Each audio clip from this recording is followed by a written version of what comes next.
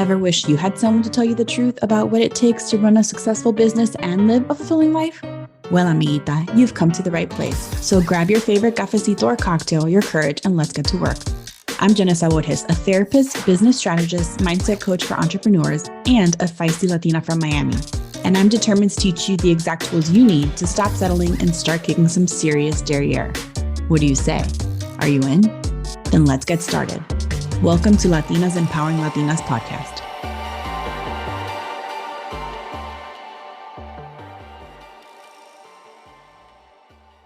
I have always said I have a gift and a curse. For some reason, I don't know if it's instinct. I think it's instinct. I'm sure it's part training as a therapist, where I can see things from a different angle, a different perspective. It's almost like connecting the pieces. And I feel like I can figure things out. And I'm sure I'm not the only person, but I have a feeling it's pretty rare where I can look outside of a situation, or in this case, a business, and I can see missing gaps, and I can see lost connections, and I can see potential connections, and I can see potential growth. And it's really important when you're in business to step away from your business if possible and get an outside look. Or if it's hard for you to do that, to invite someone else into your business to help you take a different perspective. And here's the hard part. You really have to have a lot of strength and patience and give yourself a lot of grace, because if the purpose of that person looking into your business is not just to give you the strengths and the accolades, is to see where they feel something is broken or something is missing. Not necessarily, it could be system and processes. A lot of time it's that. And sometimes it's just they're able to see something that you can't for whatever reason, usually because you're too close to it. My blessing and my curse is that once I lock in to somebody's business or into problem solving, it is quite literally impossible for me to break away. And when I find a business or I have a friend and I feel like I can help, and this again has switched for me from therapy to business, is it becomes intense. It becomes intense for me because I feel like I can't walk away from it and I can't help but chime in. I do this a lot. I do this with strangers when it comes to different little small problem solving things. I don't believe in gatekeeping. I think that gatekeeping, and it's a terminology I'm hearing more and more lately, is to withhold information that you know can help somebody and keep it to yourself. I feel, and I'm a strong believer, that there is more than enough business, friendships, partners in life where we don't have to hold on to things so dearly that we don't want to share our knowledge or share our people or share our lives. It is dangerous because not only are you holding yourself back from growth, you're also keeping knowledge away from other individuals. But when you grow together, together, it is so much more powerful. That's why I'm a huge believer in collaboration over competition. It is essential. So when you're able to take the step back from your business, I need you to look at different parts. I need you to truly assess what's working and what's not working. And I will tell you some of the things that I see overall in businesses that's a huge issue. First of all, not being consistent. Not being consistent in advertising and marketing, and is something as simple as your hours.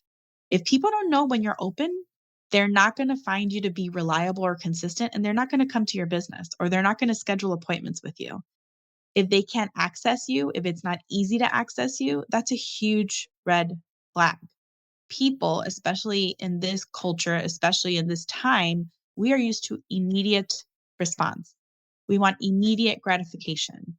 If somebody picks up the phone and they call you, or they stop by your store and you're not there, guess what? They're probably not going to call again. They're probably not going to stop by again unless they already have a relationship with you. If it's somebody who's a new potential client or a brand new client, chances are they won't go out of their way to reconnect. So that is a possible sale loss. But more than a sale, that is damaging the possibility for a deep, genuine connection that you can make, because people will follow, stop by, window shop, whether it's online or at a physical store, several times before they will buy. I'm going to repeat that.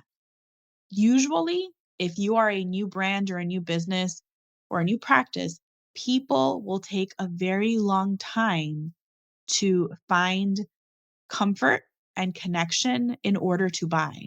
Most people will not buy immediately unless it's word of mouth or they have experience. Number one, right? So please have consistent hours. Please have consistent days of the week you're available or open or you have a store. Make sure your phone is getting answered, whether it's an automated system letting people know when they can expect to hear back from you, whether it's somebody to answer your phone. There are so many services now where if you can't afford a full-time employee or afford a deeper, more catered experience, there are some companies that for really nominal amount of money can answer your phone for you or at least take messages for you. So at least people have that human connection. That is so important. Consistency. You want to look at your systems. Do you have systems set up where people can schedule, leave a message, know when your hours are? Would they have their immediate questions answered? Do you have common questions that people ask that you can have on your website or on your email or on your voicemail? Like, what are your hours? What days are you open? What's your return policy if you're a business? What is your cancellation policy? When can they expect to hear back from you? Where else can they go to get more information? Whether, again, it's a website, a scheduling link. Give people information if you are not available at the moment. And you want to be really strategic about how you present things. And it's not being disingenuous, it is about being strategic. I have a good friend that started a business and she started homeschooling her children. So because of that, it looks like her store hours are going to be 12 to 7, which is not fine. Ideally, she would have somebody there earlier, but here's a workaround for that. She can go ahead and she can put that her hours from 9 to 12 are private. She has a physical store with products. Her 9 to 12 is by appointment only for private shopping. And then 12 to 7, she can say open to the public daily. What does this do? Now it's not, I'm not available for you from 9 to 12. I am available by appointment, and it is a prestigious custom experience for you.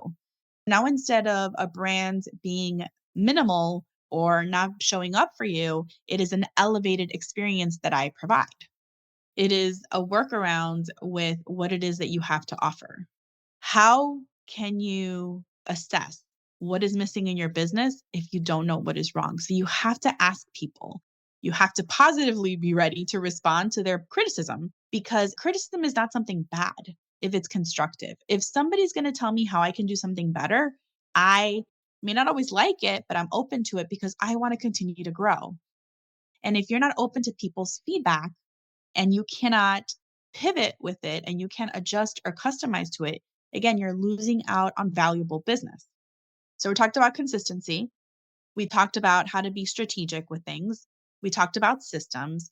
And now I want to also talk to you about how can you stand apart from the competition? I'm going to repeat that again. How can you stand apart from the competition? What can you do differently that other people are not doing? It doesn't have to be a sale, right? It doesn't have to be something for free, or it can be. Are you open on different days or times that other people are closed, making you the only person available at that time? I always think it's so smart when there are either nail salons or hair salons that are open on Sunday and Mondays. You know why? Not because I think they should all be open all the time, but because if somebody's in a pinch on a Sunday or a Monday, or those are the only days that they can do it, and you're open, guess what? Chances are, whether you're great or you're just okay, you're still going to get business because you're offering a different accessibility than other businesses are offering. That is a simple way. Can you offer a private viewing, right, of your store? Can you offer special promotions once a month or quarterly or during special holidays? And here's the difference. I don't want you to always be offering special promotions because if you're always offering a promotion, people know that, hey, there'll be another one coming up. So you really want to be very strategic about what kind of promotions you offer to your ideal client, which I will be talking about soon again. It is imperative that if your business is not growing, if it is not doing better, if it is not doing more, if you don't see growth, if you feel like it's failing, chances are there's something in your consistency, in your communication, or in your systems that you are missing. Yes, it is important if you don't have that feedback to work with a coach, to get some help with marketing, to hire somebody to take care of your social media. But here's the thing, you cannot do that and then still not be consistent or show up or be connecting with your clients. You still have to show up. You still have to be consistent. You still have to find a way to make it easy for people. You can't just throw money at all of your problems. You have to do the work. So one of the things that I do when I do get into these moments of, okay, a blessing and a curse, and I have a friend and she has this business, oftentimes I find, unfortunately, that when somebody tells us something for free, we don't always think it's valuable and we don't always take action. When I get in these moments, I've learned so I don't get frustrated or angry or resentful, because then I don't feel like my voice is heard or that I'm kind of wasting my time if I see this thing. I say, I will help you if you are willing, if you are able, if you are focused, and if you're going to take action. Because you can listen to these podcast episodes and you can purchase programs and you can work with me one-on-one. But if you're not doing your work, if you're not doing what you need to do on your end, things are not going to change. I'm going to repeat that. If you're not doing your part, things are not going to change. This applies with my therapy clients. It applies with my coaching clients. It applies with anybody who's listening to this who's not taking action. I hope this quick jumpstart helps you a little bit, kind of at least take inventory of what's going on for you, whether it's in your business or in your life. Think about what you can do differently. Take inventory, ask for feedback, get help, and take action. Until next time.